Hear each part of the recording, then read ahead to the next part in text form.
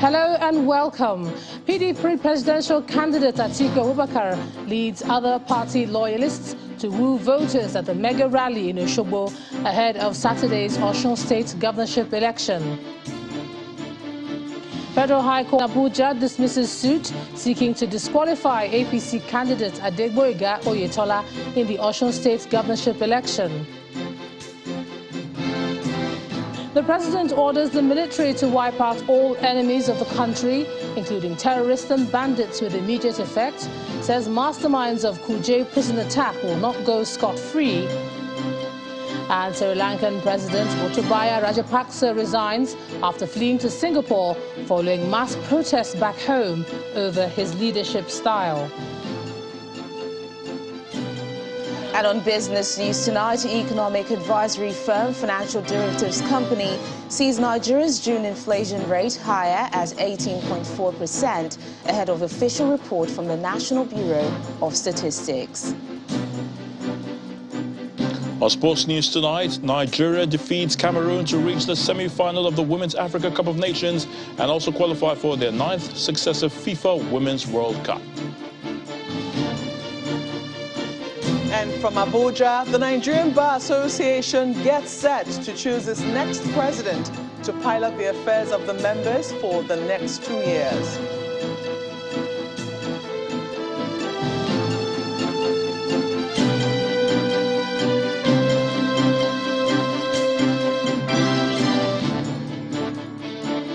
In about 48 hours, the nation's attention will shift to Osun State, when the residents will be making a critical decision on who will manage the Commonwealth as governor for the next 4 years. And for the People's Democratic Party, Senator Ademola Adeleke is their preferred choice, which is why leaders and chieftains of the PDP, including members of the National Working Committee, the party's presidential candidate Atiku Abubakar, among others, participated at a mega rally to drum up support for their candidate ahead of Saturday's governorship election.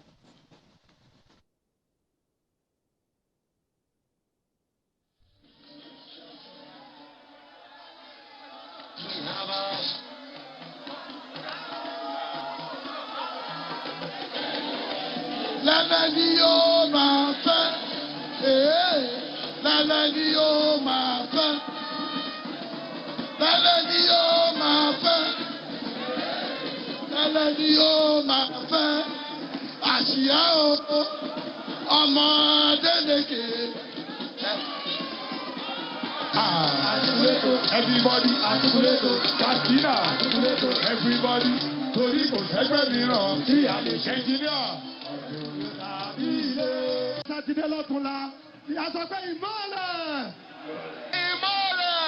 the great flag. They deny us of having the stadium, but they thought people will not come out. But you came out in your large number. I'm so proud of you. I love the Osun people, because I know by Saturday, July 16, when you vote for PDP, when you vote for me, you vote for progress. When you vote for me, you vote for all our pensioners who has been suffering, who has been dying. A huge crowd of supporters of the People's Democratic Party stormed the premises of the PDP State Secretariat in Osogbo, the Osun State capital, for a mega rally ahead of Saturday's governorship election.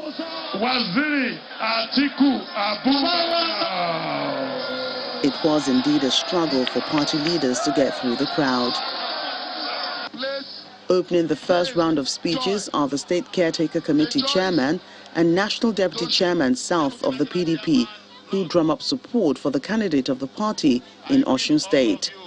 By Saturday, Osun people have decided to vote for Senator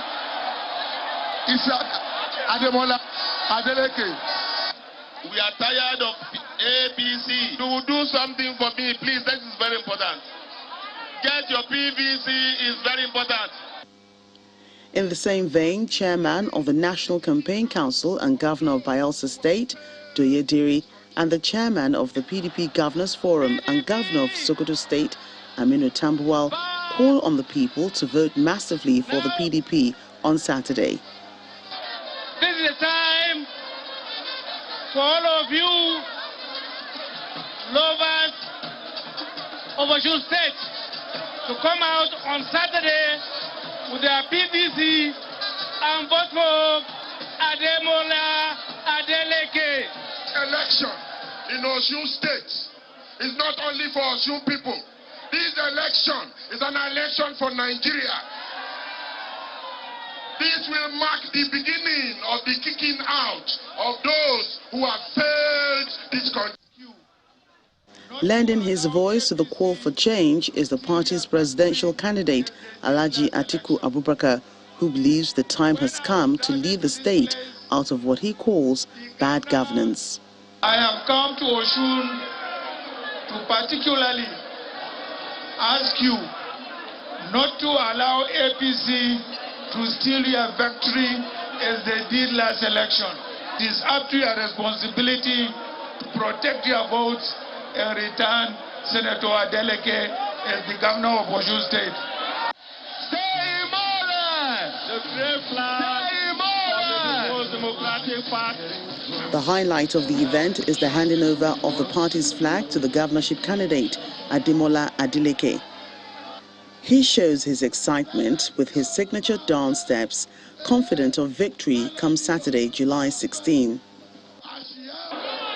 They deny us of having the stadium, but they thought people will not come out.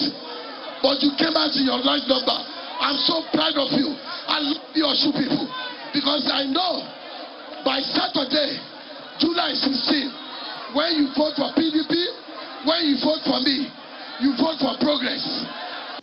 The stage is now set for the people of Osun State to elect the governor that will serve them for the next 4 years. And for the People's Democratic Party, Osun State now has an opportunity to choose someone that will offer service to the people by electing the People's Democratic Party. In the meantime, the Federal High Court Abuja has dismissed the suit seeking the disqualification of Osun State Governor Adegboye Oyetola as the All Progressives Congress candidate in the July 16th governorship election, scheduled to hold this Saturday.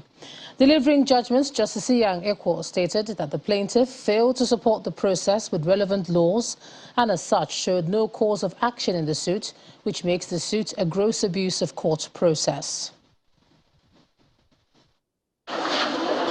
The coast is now clear for Governor Adegboye Oyetola of Osun State to participate in the July 16 governorship election in the state.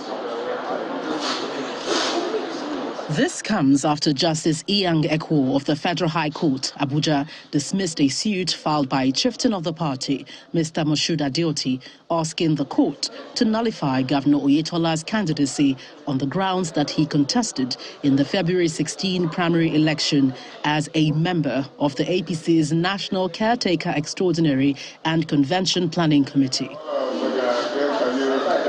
The atmosphere in the courtroom is calm as lawyers and other members of the public patiently wait for the commencement of the day's proceedings. Dismissing the suit, Justice Iyang Ekwo held that Mr. Adeoti, who was also an aspirant in the February 19 governorship primary of the APC, in his application, also admitted that he did not exhaust the party's internal mechanism before filing the suit. Justice Ekwo further upheld the arguments of the counsel to the governor, Mr. Olusegun Jolawo, that membership of the APC's Caretaker Extraordinary and Convention Planning Committee, in which the suit is predicated, is an ad hoc body and not the real APC's office, recognized by the party's constitution. Justice Ekwo further held that the court could not assume jurisdiction on the matter on the grounds that there was no cause of action for filing the suit. Consequently, the judge dismissed the suit in its entirety for being an abuse of court process.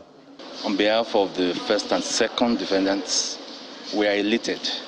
We have always considered that there was no need for this matter to be filed in the first instance. And the court has confirmed that because it was determined on the basis of preliminary objections. of course, dismissed the action and said there was no need to go into the merits because, first and foremost, the subject matter is an internal affair of the party. In the originating summons, Adeoti said Governor Oyetola ought to have resigned his membership of the party's caretaker committee and leave office as an officer of the ruling party at least 30 days prior to the date of the Osun State primary to qualify for participation in the said primary. The Independent National Electoral Commission has distributed sensitive election materials to the 30 local government areas in Osun ahead of the state governorship election on Saturday. But civil society organizations and the police appear to be concerned about vote buying and how it can affect the outcome of the election. Our correspondent, Daredo, reports. On the surface, all seem calm and peaceful, but those who have combed the nooks and crannies of the state have concerns. YAG Africa says it has received a report that core groups are assembling small arms and light weapons ahead of the election. They are also worried about voter inducement. Voter inducement remains a recurring feature throughout YAG Africa's Watching the Vote pre-election observation reporting from April to this July 2022. In our fifth re-election reporting period, voter inducement was reported by long-term observers in Egbedore, Iwo, Orulu, Ifedayo, Irekomodu, and Edenot LGA. Specifically, food items and livestock were distributed to people as campaign strategy employed by political parties. The police seem quite aware of the proliferation of weapons and the menace of vote buying. The police say both the buyer and the seller will be in trouble. As you can see, all services are adequately represented here. Specific duties have been ruled out to agencies. And the very important thing is for us to achieve success, huge success, in the forthcoming Guba elections. Still in Osogbo, INEC distributed sensitive election materials to the 30 local government areas of the state amid heavy security. Materials are customized according to the local government and then even according to the polling units. So, but we are not going to open them here. They will be open. Please send your party agents to the local government so that when they will now be batching at the local government, they will be there. As the people of Osun State get ready to vote in this crucial election, the electoral umpire, INEC, and security agencies, they're seeking to surpass their performance at the last governorship election in neighboring Ekiti State. Dari Idowu, Channels Television News. And for the Center for Democracy and Development, their worry borders on insecurity following recent reports of rising cases of cultism and street gangs in the state capital ahead of Saturday's election. At a news conference in Abuja, officials of the CDD are also concerned that the election will be marred by massive vote buying and asked the Independent National Electoral Commission to strengthen its collaboration with the security agencies to arrest offenders. The CDD-ECA is concerned about the lack of an issue-based campaign by the major candidates. The CDD-ECA also expresses worry about recent instances of violence, such as the report that gunmen recently attacked the home of the Labour Party's candidate, Yusuf Lasun. Also, an inexplicable fire outbreak was reported at the home of the Akko Party candidate, Akin Ogubigi, and the PDP reported that police officers arrested some of their members without cause in Osogbo, as well as in Ijebu-Jesha and Etioni, in Oriade and Atakumosa local government areas. The rising cases of cultism and street gangs in the state could be appropriated for electoral violence. With the current security realities, the Osun State governorship election will require an efficient deployment of security personnel. It is hoped that the recent signing of the peace accord by the governorship candidates will ensure that their supporters refrain from violent activities regardless of the result of the polls. Despite the 2022 Electoral Act, the spate of vote buying has not reduced. This was evident in the Ekiti state governorship election and likely to be worse in the Osun state governorship election. In part two, after the break, court sentences Nollywood actor Olanrewaju James, popularly known as Baba Ijesha, to 16 years imprisonment for sexually assaulting a 14-year-old. That's in a moment. Join us again.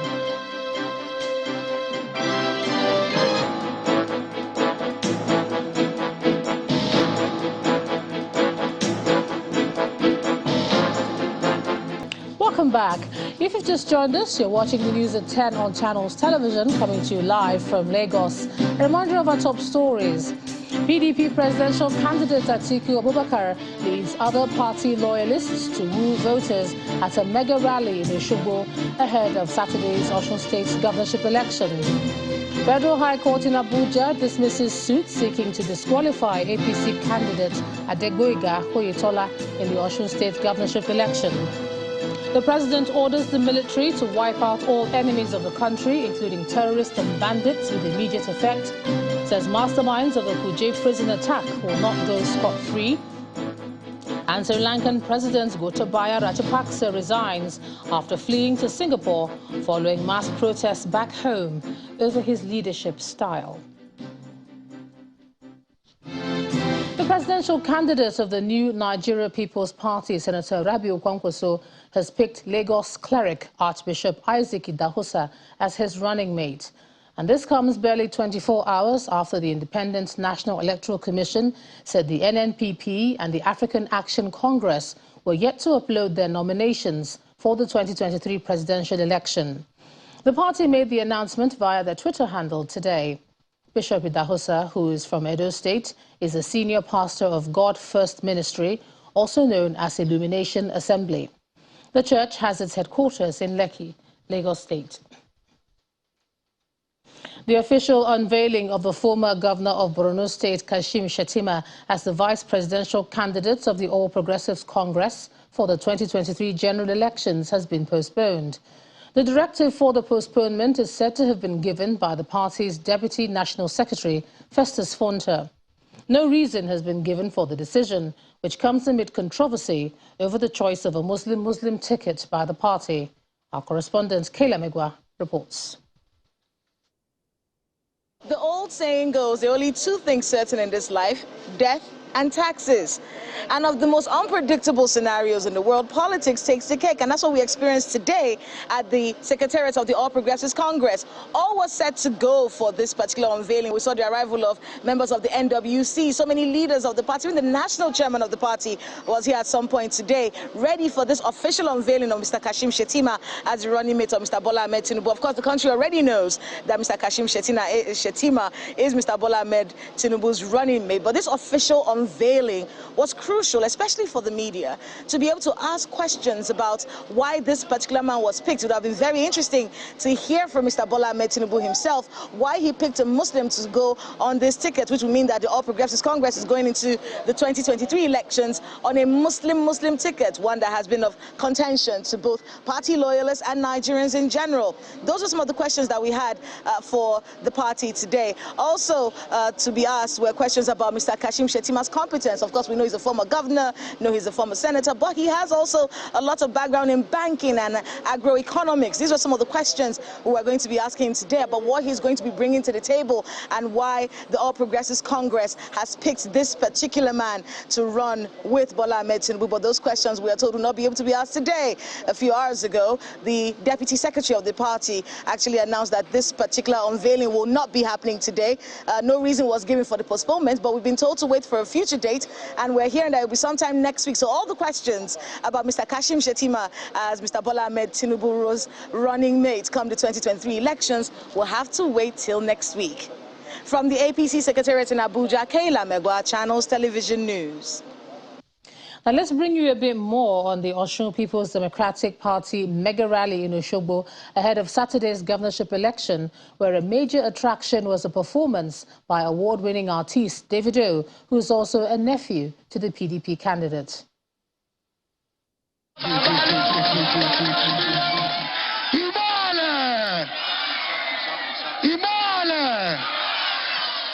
you remember 4 years ago when we were here? Can you What did they do to us? What did they do to us? What did they do to us? But this time, we go green.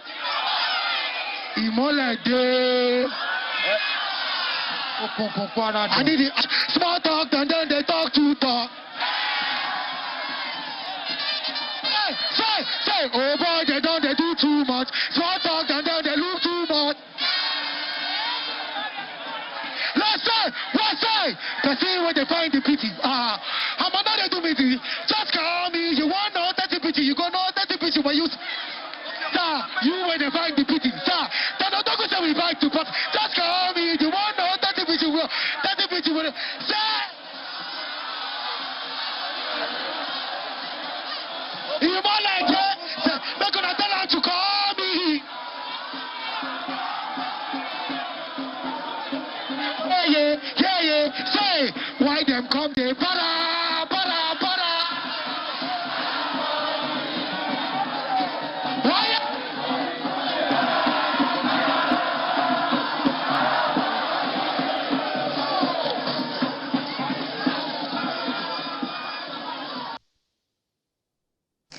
Moving now to the courts, and the Plateau State High Court, sitting in Jos, has adjourned the ongoing trial of a former governor of Plateau State, Jonah Jang, and a former cashier in the office of the Secretary to the State Government, Yusuf Pam, for judgment. Mrs. Jang and Pam are facing trial for the alleged criminal breach of trust and misappropriation of Plateau State funds to the tune of 6.3 billion naira. According to a statement by the EFCC, Justice Dabub gave the adjournment today after the adoption of final written addresses by both the prosecution and defense counsel. At the resumed hearing, counsel to Jonah Jang, Mr. Mike Zakame, and the counsel to Mr. Yusuf Pam adopted their final written addresses and urged the court to discharge and acquit their client. The prosecution counsel, Mr. Rotimi Jacob, however, urged the court to consider the evidence of all the 14 witnesses before it. After listening to submissions by counsels, Justice Dabub adjourned the case for judgment to a date which will be communicated to the parties because the court will be going on vacation. Staying with the courts, the Lagos State Domestic Violence and Sexual Offences Court, sitting in Ikeja, has convicted and sentenced Nollywood actor Olarewaju James, popularly known as Baba Ijesha, to 16 years imprisonment for sexually assaulting a 14-year-old. Justice Oluwatoyin Taiwo, in a judgment that lasted 2 hours, also convicted Baba Ijesha of 4 out of the 6 counts for which he was charged by the Lagos State government.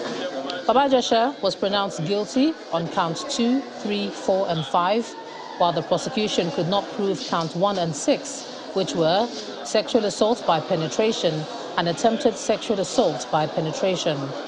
The sentence adds up to 16 years, but the court held that the sentence is to run concurrently, starting from the day he was convicted. This means that Baba Ijesha will spend only 5 years in prison. In reacting to its verdict, the court held that the defendant confessed that he molested the girl in 2021.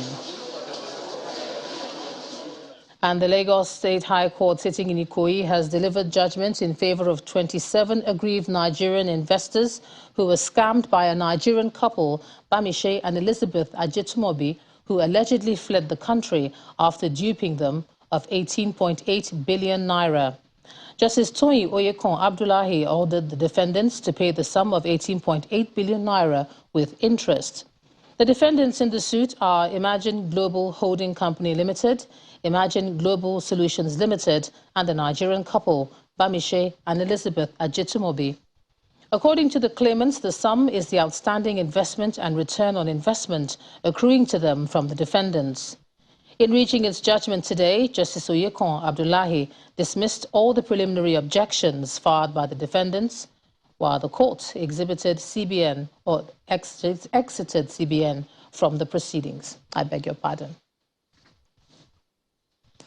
We cross over to Abuja now. Here's Makbe Ogun Yusuf. Makbe. Hello, Ijoma. Well, residents of Osun State are not the only ones going to the polls on Saturday. Members of the Nigerian Bar Association will also be electing a new executive to run its affairs for the next 2 years on the same day. Meanwhile, all the candidates vying for different positions have been speaking on how they intend to improve the general welfare of lawyers in the country. Having an independent judiciary and an increase in salaries of young lawyers were part of their promises. They were speaking at the Manifesto and Presidential Debate Day in Abuja.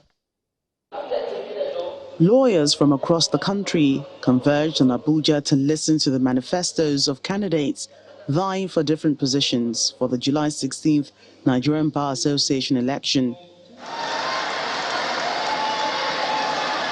Every 2 years, the NBA changes its leadership, and the tenure of the current president, Olumide Akpata, is almost over.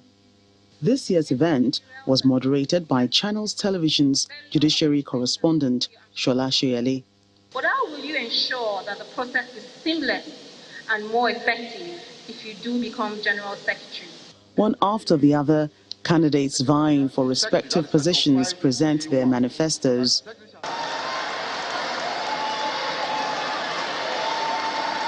Next are the presidential candidates who speak on their plans for the association. Cannot be promoted, cannot be supported, cannot be entrenched, absent integrity, honesty, and sincerity.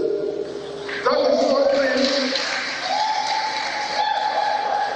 one thing I offer to you in the leadership of the Nigerian Bar Association, because I will drive the process of both members of the Nigerian Bar Association that have been led and the leadership of the Nigerian Bar Association to offer the promotion and the entrenchment of the rule of law on the basis of honesty and integrity. The generality of the young lawyers are not well paid.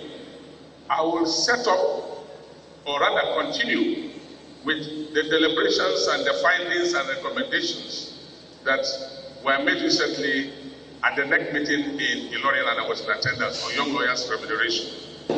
As a candidate for president of our great association, the NBA, and have an agenda with 11 points, the foremost of which is to restore and maintain the integrity of the bar.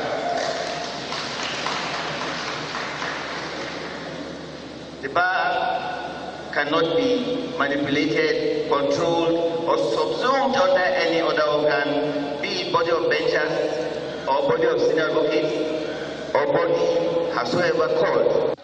As the Nigerian Bar Association gets set for its election on Saturday, July 16, 32 candidates are contesting for 10 national offices, while several aspirants were disqualified by the Electoral Committee for various reasons, ranging from invalid nominations to void credentials, amongst others.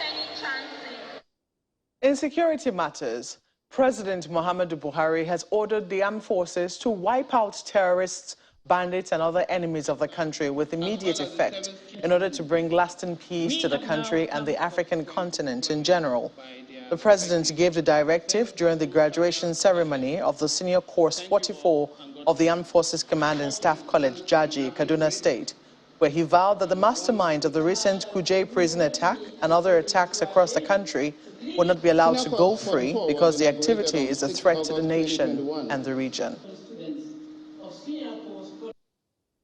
Most of the security challenges facing the world today are both asymmetric and transborder in nature, involving mainly non-state actors in different regions and sub-regions of the world.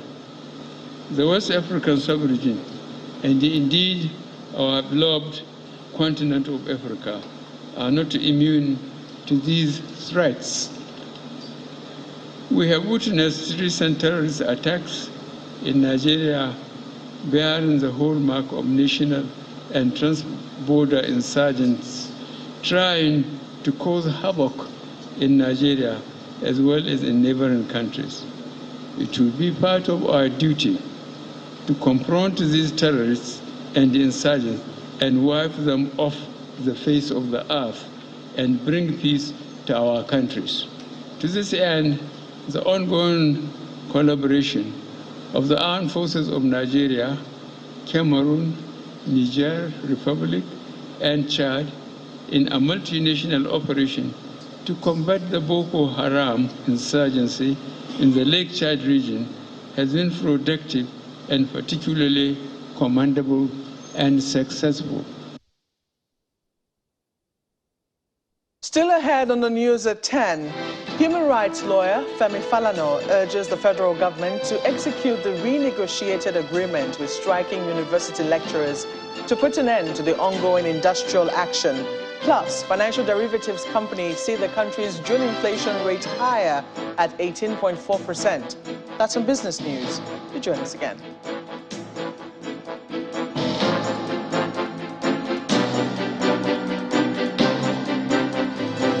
Welcome back to the news at 10. The Nigerian Defense Headquarters says between the 1st and 14th of July 2022, it has captured 6 top Boko Haram commanders in Gwoza, Borno State, and over 3,000 terrorists, including members of their families, have also surrendered to the Nigerian military. Giving an update of its operations in various theaters across the country, the Director of Defense Media Operations says it has also neutralized over 20 terrorists in airstrikes it conducted within the same period. He says the military is currently carrying out operations in Katsina, Zamfara, Kaduna, Delta, Bayelsa, Rivers, Ogun, Borno, and Plateau states. In a related development, on 11 July, the air component of Operation Harinkai conduct air interdiction operation at Tumbunjaki and Tumbumurhu near Lake Chad in Borno State, based on credible intelligence of insurgent gathering in that area. The successful air strike neutralized several Boko Haram terrorists and destroyed their hideout. Consequently, information received from locals indicate that over 21 terrorists were neutralized in that successful airstrike. Overall, between 1st and 14th July, troops neutralized 42 terrorists, arrested 10 suspected terrorists, captured 17 AK-47 rifles, 1 QTC rifle, 1 RPG bomb, 1 RPG tube, 5 hand grenades, several rounds of 1 7.62mm ammunition, among others. 1 smoke grenade, 2 locally made explosives, 23 AK-47 rifles, 5 FM magazines, among other items.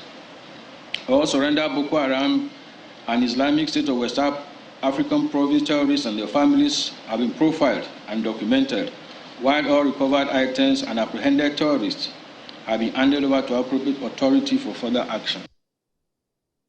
Meanwhile, the National Center for the Control of Small Arms and Light Weapons is deepening its engagement with civil society organizations in the country to promote an arms-free society. At a second multi-stakeholder engagement focused on harnessing the capacities of the civil society to end the proliferation of small arms and light weapons, the national coordinator of the center, Major General Abadiko, admits that the proliferation of small and light weapons has been the key driver of terrorism, ethno-religious conflicts, and criminal activities within Nigeria. This book, I believe, is therefore designed to give the people a bird's-eye view of the document, and it is being launched at the most appropriate time, a time the country is preparing for the next general election. I see their effort as a way of preserving this monumentous national accomplishment in an engaging book for posterity. There is no doubt that a conference of this nature will continue to generate interests and debates, with people approaching the discourse from the viewpoints of their belief, sectional sense. The essence of the 2014 conference was to encourage a healthy conversation among the populace, address the queries agitating their minds, the minds of Nigerians, and mend fences where possible. As at that time, it was obvious that the ethnic nationalities were singing discordant tunes on the state of the nation and future of the country. The widening fault lines posed a clear threat to the stability and the... In education, human rights lawyer Mr. Femi Falana is calling on the president to put an end to the ongoing industrial action by university lecturers by directing the Minister of Education, Mr. Adamu, to execute the renegotiated agreement with the Academic Staff Union of Universities in the public interest. In a statement, the senior advocate of Nigeria condemned the inability of the federal government to sign the agreement, which was first renegotiated by a committee in December 2020 and the report submitted in May 2021. He states that the committee arrived at its recommendations after extensive consultations with all the relevant stakeholders. But 9 months after the submission of the report, the agreement was not signed by the federal government, prompting ASUU to embark on the current strike. He notes that the federal government again set up another committee under the leadership of Professor Nimi Briggs in March 2022 to again renegotiate the 2021 agreement, but he claimed the report was purportedly rejected by the Minister of Labour and Productivity, Dr. Chris Ngige. According to Mr. Falano, the federal government did not authorize the minister to reject the agreement reached with the Briggs Committee, and it behoves the government to execute it to end the strike by ASUU.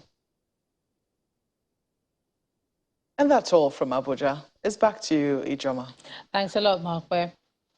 The Director General of the Industrial Training Fund, Mr. Joseph Ari, is advocating a complete overhaul of the nation's education system to enable the government tackle the rising unemployment rate in Nigeria. At the second National Skills Summit in Abuja, Mr. Ari explains that the intervention has become necessary following the rising unemployment and the level of poverty in the country. It's another time for deliberations as government officials, members of the private sector and civil society organizations converge to deliberate on how to create jobs through skills development. According to the 2020 fourth quarter report on unemployment and underemployment by the National Bureau of Statistics, the number of unemployed persons in the economically active or working age, that is, those aged between 15 to 65 years, stands at over 122 million. The report further shows that while about 69.7 million Nigerians were willing to work, only about 46.5 are in paid employment. This summit is not an admission of a lack of effort by the ITF or by the federal government, but part of the process of galvanizing and deepening apprenticeship and traineeship in Nigeria for national development, and as such, for practical solutions to the impediments we had encountered. While the report no doubt raises concerns, government officials are expressing confidence that some of its policies are already yielding results that target job creation. This summit should therefore be viewed as a necessary tonic to contribute to the implementation of the National Development Plan 2022 to 2025, as bringing together leaders from government, academia, and the business community to develop a shared understanding of what is required to achieve excellence in the skills sector. And this is germane to the success of our collective aspirations as a nation. The Ministry of Women Affairs is currently implementing the Nigeria for Women project that have directly impacted on 324,000 women beneficiaries. A number of resolutions were reached at this meeting, including the need for the federal and state governments to review, standardize and expand the curricula of all skills acquisition centers in the country, as well as the need for individuals to acquire employable skills. This, according to experts, will address the job mismatches in the country. Let's take a look at some business news now. Here's Teniola Shobowari.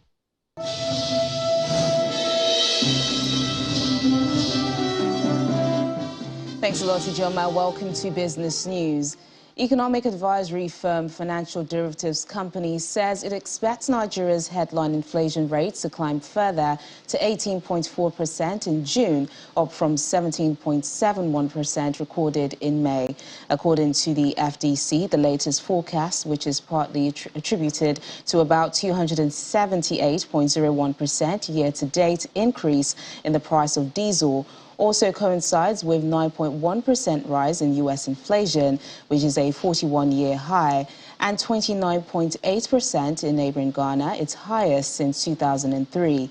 The FDC's forecast would mark Nigeria's highest inflation level in 64 months if it beats the official report due to be released by the National Bureau of Statistics on Friday.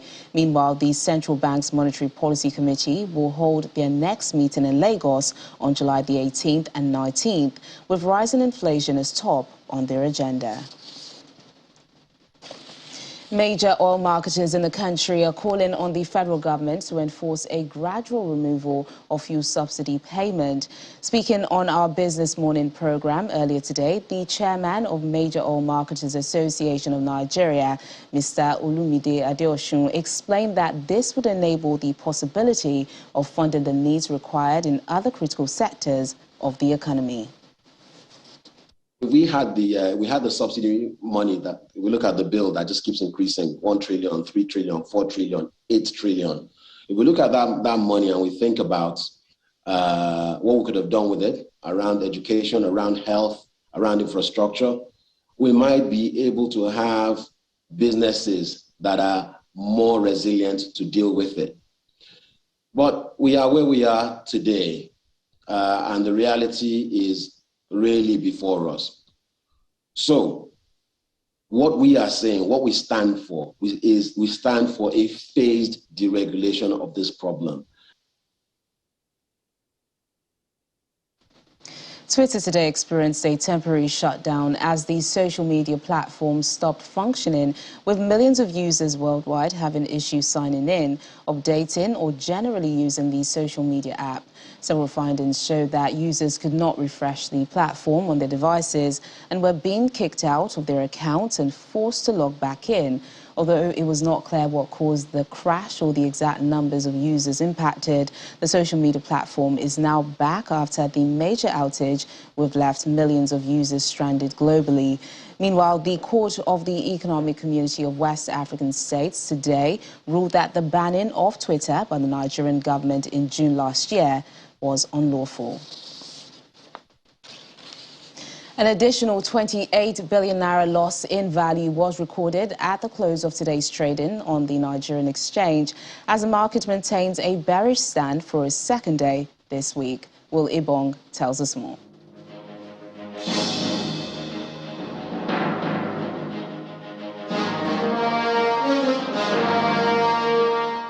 Hello and welcome to the Stock Market Report.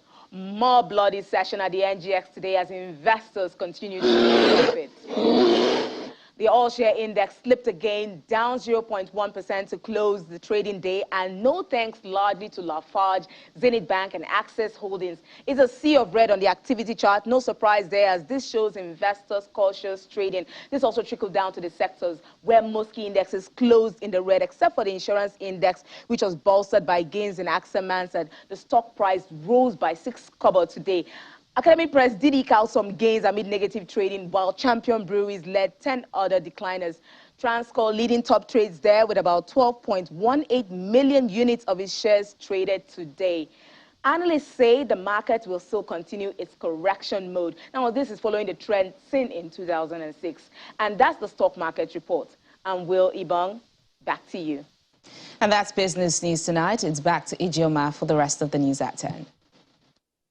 Thanks, Teniola. Gotabaya Rajapaksa has resigned as president of Sri Lanka after fleeing to Singapore in the face of mass protests at home over his rule.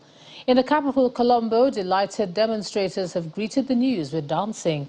Simon Pusey has more on the events that happened earlier before the president's resignation in Around the World in 5. Good evening and welcome to the Channel Studios here in London with your international news around the world in 5. Sri Lankan President Gotabaya Rajapaksa has left the Maldives on a Saudi Airlines flight bound for Singapore. The president had fled to the Maldives a day earlier amid mass protests over Sri Lanka's economic crisis. It is not clear if Mr. Rajapaksa will stay in Singapore or whether he will use it as a layover destination. He had previously pledged to resign by Wednesday.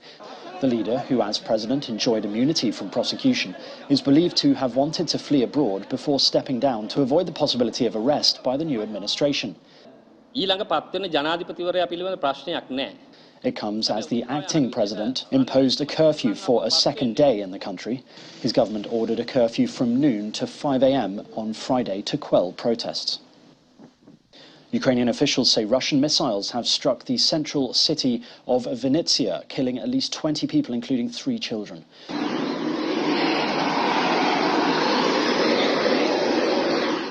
90 more were reported to be wounded in the attack to the southwest of the capital Kyiv and far from any front lines in the conflict. 3 Russian missiles hit an office block and damaged residential buildings.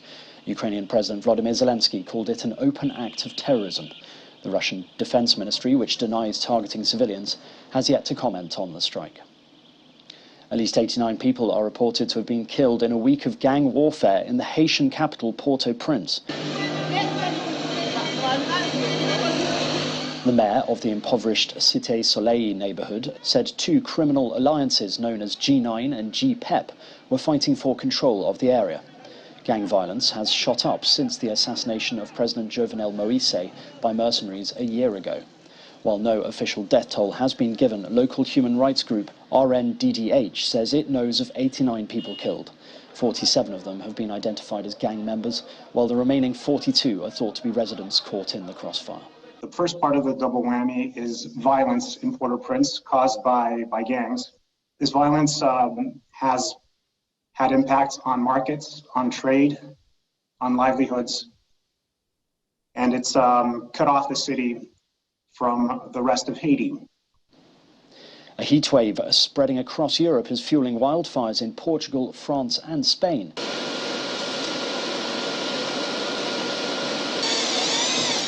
Around 3,500 firefighters in Portugal are battling dozens of blazes as temperatures break records in various parts of the country. The worst has been reported in Liera, where 600 people have been forced out of their homes. It has triggered memories of deadly wildfires in 2017, which claimed the lives of more than 100 people. Heat waves have become more frequent, more intense and longer lasting due to climate change. France's President Emmanuel Macron has led the celebrations in Paris for the French Bastille Day holiday. Arriving in an open-top vehicle, the French president waved at the waiting crowds as military personnel on horseback and marching bands paraded on the Champs-Élysées Avenue. Bastille Day commemorates the storming of the Bastille prison in 1789, one of the key events of the French Revolution. The day has become a national holiday in France. And finally, a painting likely to be a previous unknown self-portrait of Vincent van Gogh has been discovered by the National Galleries of Scotland. That's according to Edinburgh's institution. The portrait was found on the back of the canvas of the Dutch post-impressionists' 1885 work, Head of a Peasant Woman, covered by layers of glue and cardboard. Visitors will be able to see it at a forthcoming exhibition between July the 30th and November the 13th as an X-ray image through a specially designed light box. The senior conservator said moments like this are incredibly rare. Here we have Head of a Peasant Woman by Van Gogh, and on the reverse, hidden by a sheet of cardboard, we have what we imagine to be a previously unknown artist's self-portrait. When we saw the X-ray for the first time, of course, we were hugely excited, absolutely thrilled to bits. Such a major discovery of an alternative composition happens once, twice in a conservator's lifetime. And that's your international news around the world in 5. Now back to the Channel Studios in Lagos. Thanks, Simon. To some sports now. Here's Ayotunde Balogun.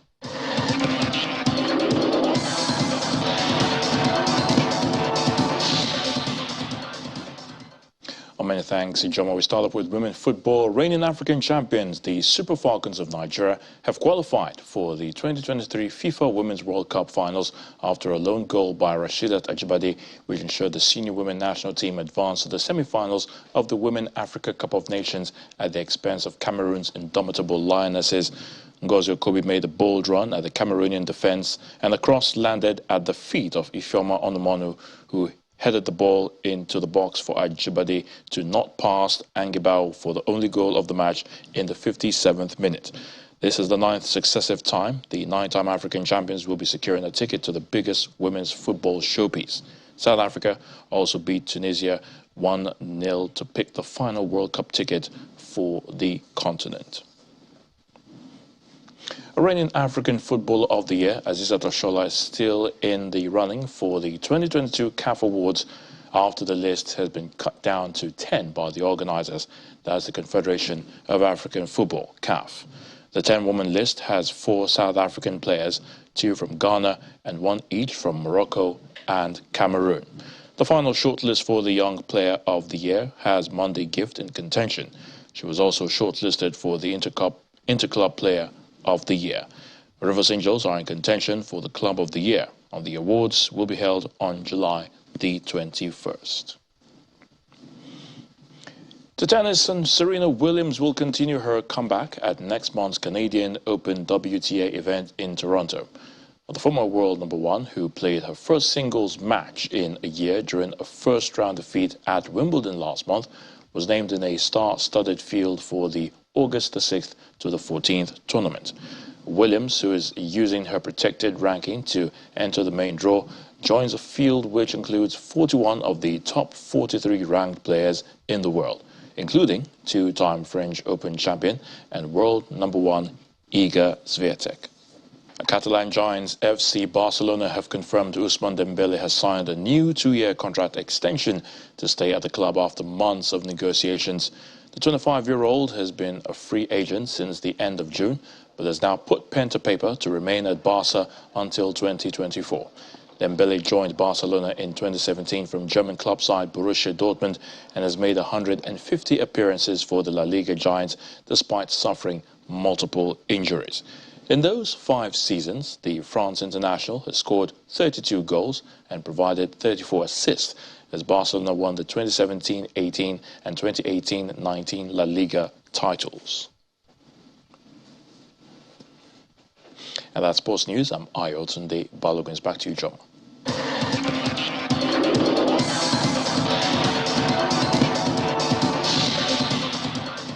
Thanks a lot, Ayotunde. And the main news again. PDP presidential candidate Atiku Abubakar today led other party loyalists to woo voters at a mega rally in Oshogbo ahead of Saturday's Osun State governorship election. Also today, Federal High Court in Abuja dismissed the suit seeking to disqualify APC candidate Adegboyega Oyetola in the Osun State governorship election. And the president today ordered the military to wipe out all enemies of the country, including terrorists and bandits, with immediate effect. He said the masterminds of the Kuje Custodial Center attack will not go scot-free. That's the news at 10 tonight. Thanks so much for staying with us. I'm Ijoma Bunyato. Good night.